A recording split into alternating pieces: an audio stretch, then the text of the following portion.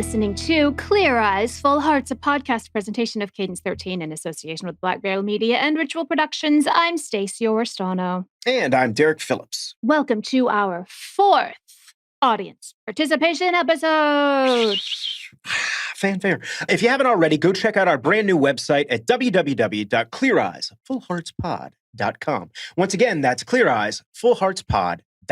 Visit the site, check out the merch. We got hats, shirts, coffee mugs, stickers. There's just some general info about the show as well. And we, over the past couple of episodes, well, since the beginning, have asked you guys to send questions to our email address, which is cleareyesfullheartspod@gmail.com. And you guys sent some great ones. So we're going to dive right in and answer some questions. Our first question comes from Gracie, and I hope I'm saying this right, Dason Roth, who writes, is the show like real life in Texas? Do fans really go crazy over high school football games? And do whole towns really shut down just for Friday night? I'm from Texas. Yes and no. The smaller towns especially will really shut down and everybody goes to the game. I'm from a bit of a bigger town. I'm from Arlington. So no. I mean, the world doesn't shut down and places are still open, but yeah, it's still a big deal. Not in Arlington, but yeah, in smaller towns. Like, as I said, I went and visited my buddy Mike Schrader in a place called Riesel, Texas. And yes, literally the whole entire town is down for the game on Friday night. But that's the thing, is there's a ton of small towns in Texas. I mean, it's such a huge state and it's so spread out that there's these massive rivalries between these little towns that are like twin cities, essentially. So every one of these small towns has these massive rivalries with these other small towns that are within 3 and 4 hour radiuses of their place. And yeah, I mean, that experience to me, the amount of people that go to Texas high school football games, even in big cities. My buddy Chris Price from college, he went to a school called Clear Lake High School. And Clear Lake it's in a pretty big suburb of Houston. But I was blown away at the amount of people that actually go to these high school football games. As I've said before, I came from Florida. Florida's a huge football state.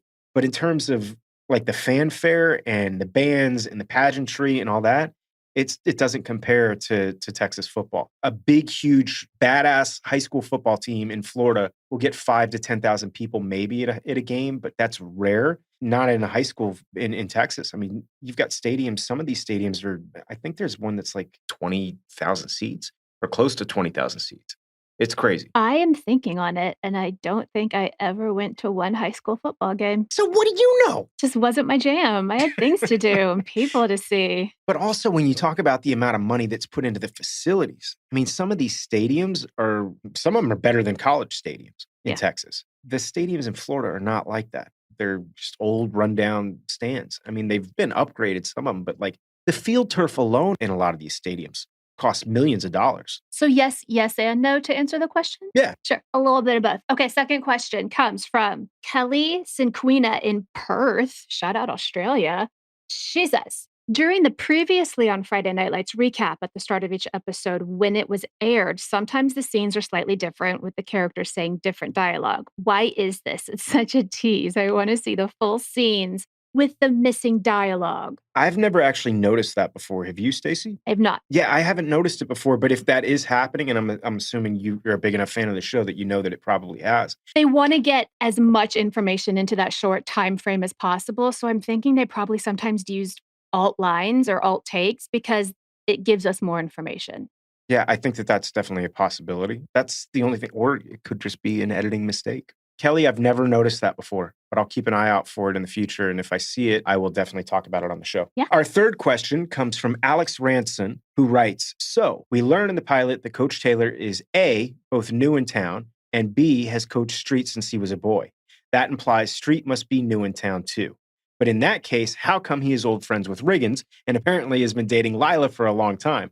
Can you please explain these mysteries? Well, yeah, they said Coach drove 2 hours a day to Coach Street, right? Yeah. So he lived far away. So Jason's always lived in Dillon, and Coach would drive to Dillon to coach him specifically. Yeah, that's one way of explaining it. I didn't even think about that, but Stacey, yeah, you're 100% right about that one. Because we talk about in, I think it's episode 19, about how Julie talks about how she's moved around a ton and that they never stayed in one place for too long. We don't know when they actually moved to Dillon, I don't think. I don't think we officially know the date, maybe when he became a head coach. Probably. But I think in general, there are times on this show, guys, where things just don't line up.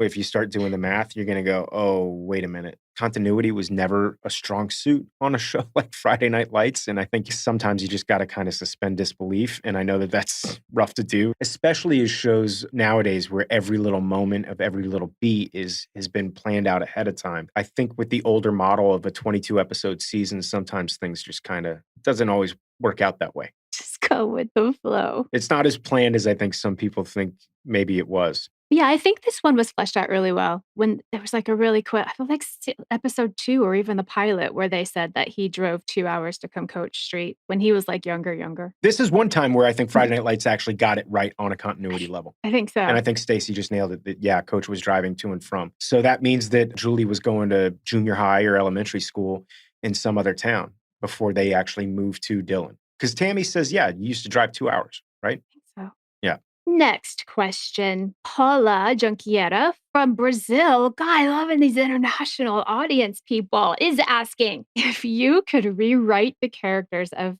Billy and Mindy, how different would they be? That's a tall order because I think the writers did such a they did such a wonderful job on this show. But in general, what happens on any show that's been going for a while, the more comedic characters always want to be more serious. The serious characters always want to be a little bit more comedic. I remember there was a scene in like season 5 where Billy had to do a haka, which was like, yes, like a war chant dance. War chant, yeah. And I remember at the time, like, I don't think a haka is ridiculous, but I think Billy doing it, I kind of remember thinking like, this is kind of ridiculous that I have to do this. And I remember talking to Kyle about it, and Kyle was like, oh man, I would love to do that. He's like, I always have to be so serious all the time.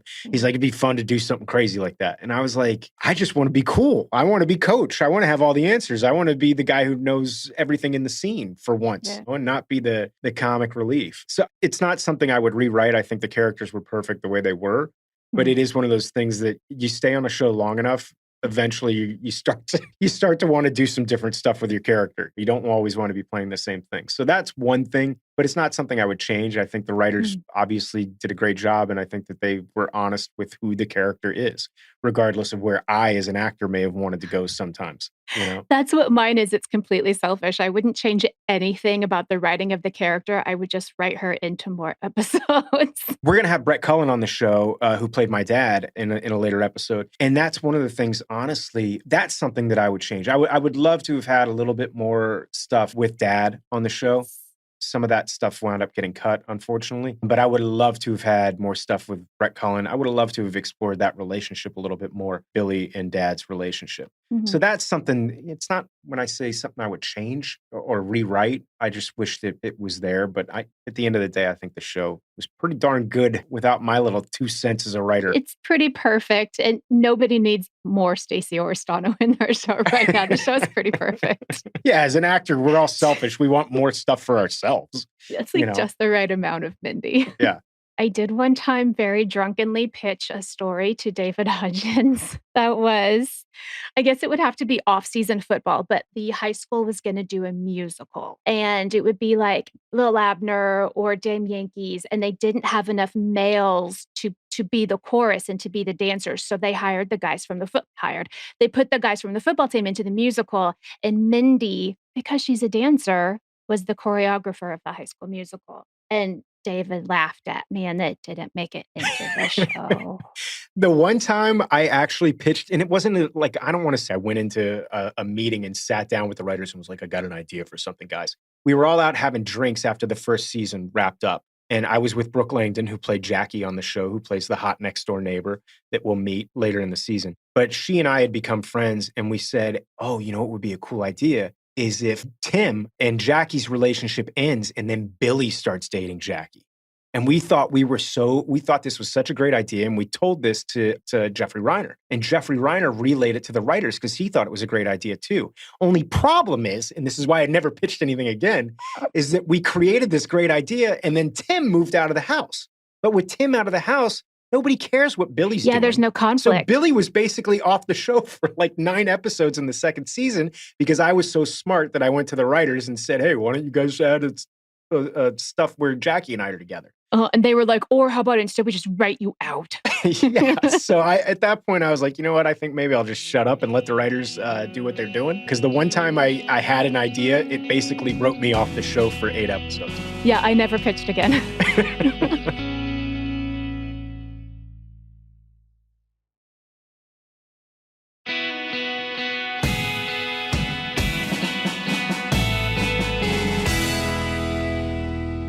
All right, next question here. This one's for you, Stacey. Michael Frick wants to know, how hard is it to separate character from reality?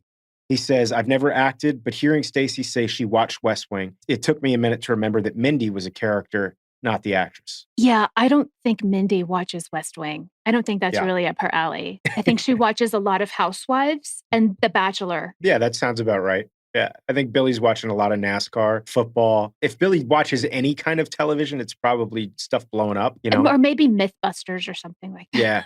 Yeah, something like that would be good. I don't have a problem separating. I go in and out really fast, even in between takes, between character and actor. I don't love living in a character for too long. It starts to feel just a little heady to me, if that makes sense. So I like to take breaks and be Stacey again and save that for like when I'm on camera.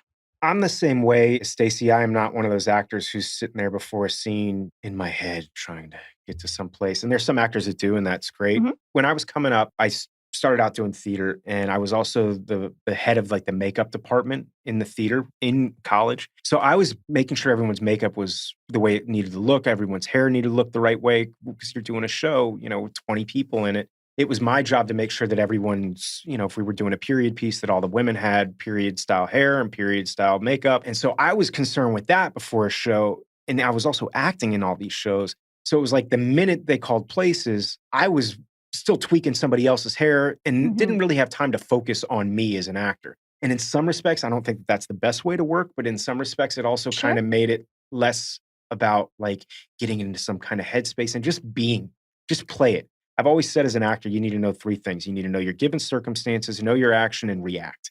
That's it. That's the thing, is the reacting to me. I need it to happen in the moment, and I need to be Yeah. listening to the person across from me, so I can't prepare for what they're gonna say to me. Yeah. Now, there was one time, honest to God, this happened on Friday Night Lights. We were shooting, I think we've mentioned before how fast this show moved. We'd been on break or a hiatus for like 4 months, and it was like the new season. I think it was the start of season 4 or 5. I can't remember. And I had a small scene where I come into coach's office and I beg him to let me coach. This is start of season 5, actually. It's my first scene in season 5. And my call time was supposed to be like 10 o'clock in the morning. And at 8 o'clock in the morning, my phone rang and they're like, hey, we're moving really, really fast. Can you come on down? And I was like, yeah. So I got in my car, headed to set, went through hair and makeup in like 5 minutes, and then was on set and shooting the scene. And it was 9 o'clock in the morning. And we shot one take. Michael Waxman goes, great, moving on. And I was like, whoa, whoa, whoa, whoa, whoa, dude. I said, I need another one. I haven't done Billy's accent because I kind of have like a bit of a Northeast accent just in general, the way I talk. And the take that I did was kind of like this George W. Bush meets, Buddy Garrity bad accent thing that I did. And Waxman was like, moving on. And I'm like, no, dude. I'm like, that wasn't even Billy's accent. I don't know what the hell that was, but like, give me one more try. Because that thing, whatever came out there was like a really, really bad Texas accent. I hadn't been in Texas in all that time because I'd been living in California. Yeah, you gotta get it back in your body. So I just needed a couple of takes to kind of get back into what Billy is. And what I used to do, honest to God, is if I didn't have a dip, I'd put a dip in because it just felt like if I had something in the front of my mouth, that automatically kind of made me start talking like Billy again. Having that thing in the front of your mouth kind of just gives you a little bit of a Texas slang. Even that, just doing that wasn't even Billy's accent. Mine is smells. I have a specific perfume that I make for every character, even when I do a theater show, so that because a couple of times I've had to go back and do a show again, like 2 years later, and it's just a sense memory for me that I smell it, and I'm like, oh, I'm back. And here she is. She's back. Each character gets a new perfume. Having Billy's boots on always helped me, which were technically my boots, but like when I wear those boots, I feel like more like country. Yeah. I don't know. But yeah, Stacey and I were very much the type of actors that weren't sitting around getting heady about it before takes. Now, there were times where if it was a really serious scene, I would need to know that the given circumstances. Before that, I wasn't coming in joking.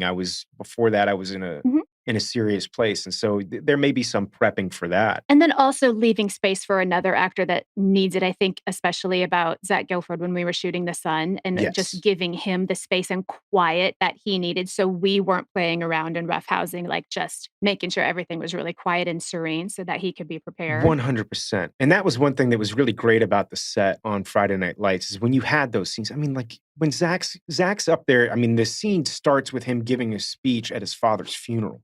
Mhm. You know what I mean? So you don't want to be like making fart jokes right before then. And then Yeah, it's not the time. it's not the time or the place. And so you could literally kind of hear a pin drop on set in that moment.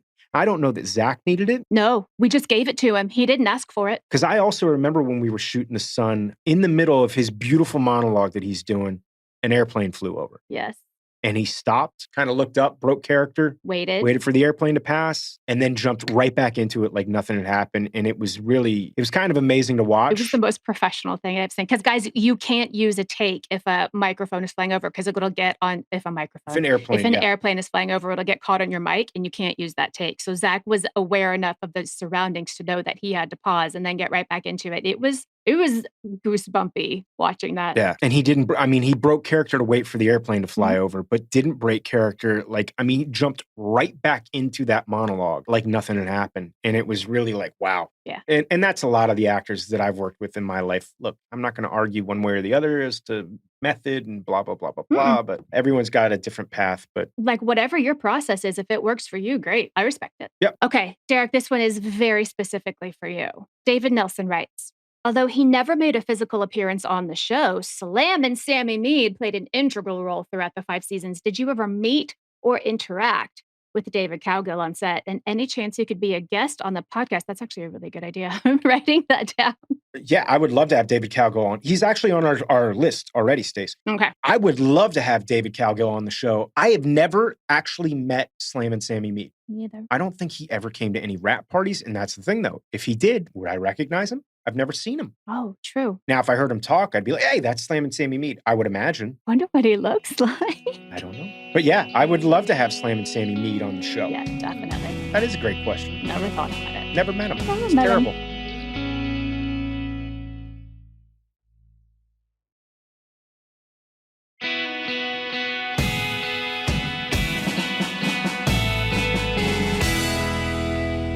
Our last question comes from Vince Edwards, who wants to know, why did the show only last 5 seasons? I don't know, Vince. You tell me.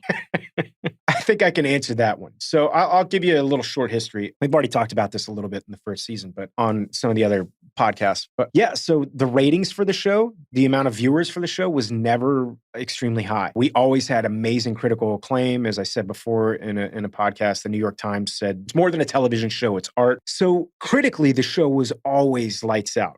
But we always had difficulty pulling in an audience. After the second season of the show, across every platform, all businesses, there was a writer's strike. So the whole entire acting and television business shut down for, I want to say 4 or 5 months, maybe even longer. Man, maybe longer. Yeah. So after that strike happened, Friday Night Lights was basically canceled. The show was pretty much done. And then what happened is Peter Berg, I believe, was out to dinner with, of all people, Tom Arnold. I do not know where this story is going. It's a true story that Tom Arnold was involved in this. I may be paraphrasing and making some of this up. But Tom Arnold had made a suggestion like, have you guys tried another network? And I believe that there was a representative from DirecTV at this dinner, and they had a conversation about maybe taking the show to DirecTV. DirecTV eventually looked at the numbers and said, look, Friday Night Lights might not have a lot of viewers, but the viewers that they have are diehard. So like 6 million viewers, diehard viewers, because we almost got canceled after the first season of Friday Night Lights. If it hadn't been for a campaign of our fans, Save the Lights, where they were sending light bulbs to the executives at NBC, and light bulbs were showing up on executives' desks broken in boxes, and they were like, please stop sending light bulbs. Please stop. But that campaign helped save the show, but it only saved us for season 2. Season 3, we were pretty much done. It was over with. There was a new president at NBC. Friday Night Lights was not his show. The numbers were terrible on Friday Night Lights, so they were going to cancel the show. But then this dinner happened, as I said, with Tom Arnold. And Tom Arnold, I don't know if he had a connection with DirecTV, but somehow Tom Arnold was involved. Listen, did Tom Arnold say Friday Night Lights? Yes. Maybe. Yes. No, that is a fact. I'd have to go back and find out all the particulars of it. But Tom Arnold saved Friday Night Lights. It's crazy. Thanks, Tom. Our producer Miranda just sent me this link here, and it's about the Tom Arnold situation, Stacey, which I was just talking about. So Our savior. yes, our savior, Tom Arnold. But it says that when Friday Night Lights was in danger of being canceled after its second season, Tom Arnold, me being Eric Shanks, DirecTV's former executive vice president of entertainment, and Ben Silverman were out to dinner. They were having Chinese food at the Sundance Film Festival. And Ben Silverman had mentioned that Friday Night Lights was basically on the bubble. But over this dinner with Eric Shanks, they came up with this idea of how Friday Night Lights could basically be saved. And none of that would have happened had Tom Arnold not set up this Chinese food dinner with these guys. And that's how the show was saved, basically. And it's the reason why Friday Night Lights was around for seasons 3, seasons 4, and seasons 5. So yeah, I wasn't crazy. I knew that Tom Arnold was involved somehow. You're not crazy. And Chinese food fixes everything. Oh, that sounds good right now. I actually, for real, I was just thinking the same thing. But yeah, so anyway, this led to DirecTV taking over the show for the 3rd, 4th, and 5th season, where they had an agreement with NBC where they would take over half the cost of production. Mhm. So I think our budget per episode was something like 1.6 million, which is actually very, very low for episodic television. If you think about a show like Game of Thrones, which had a budget of close to 14 million per episode, Friday Night Lights 1.6 million is pocket change. I mean, that's barely paying your actors and the occasional car getting wrecked. We stopped doing that after season 1.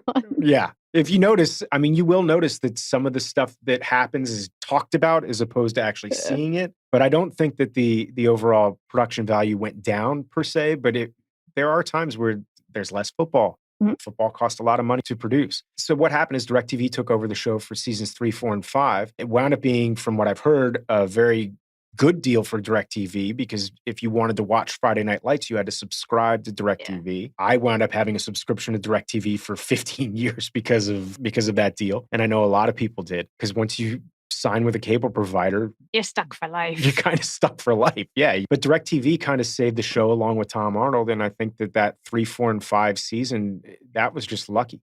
Kyle Chandler called me. We were already moving on. I was already looking for other jobs. And Kyle called me at the start. I mean, we didn't even know there was a season 3. But Kyle called me on the phone. He goes, "Hey, man, do you hear the news?" And I was like, "What?" And he goes, "We got season 3." And I'm like, "What?" And he goes, "And 4, and 5." And I'm like, "You're kidding me." I had no clue. So all of a sudden, we were back after this writer's strike had shut everything down. And I think what you'll notice, too, in seasons 3, 4, and 5, because it's a shorter season, we were picked up for 13 episode seasons, is the writing became much more condensed, much more precise. There's less things that happen, like that previous question that I think Alex had about Coach being in the same town with Street and all that stuff. I think the writers at this point, now that they knew that they had 13 episode seasons, it was like, okay, we've got 3 seasons. We can write a beginning, a middle, and an end, essentially. And they knew that. And I think it, in a crazy way, it kind of helped the show. Well, I mean, it helped the show by the show being around and staying around. But I think on a creative level, it helped the show because the writers now knew that there was a definite end in sight and they were planning for it. But also speaking on to that, the way the show wrapped up in season 5, to me, is perfection. And I don't want to tell any more of the story. That's all you get for the story because it's perfect. I agree. I agree with Stacey on that note. That's it for our 4th audience interaction episode. Let's keep it going. Please send us your questions to our email address. It is cleareyesfullheartspod@gmail.com. And join us next time when we talk about episode 17 of Friday Night Lights, titled, "I Think We Should Have Sex." That's actually what it's called. Where we'll talk with special guest Brett Cullen, who played my dad, Walt Riggins. But until then, clear eyes. Full hearts can't lose.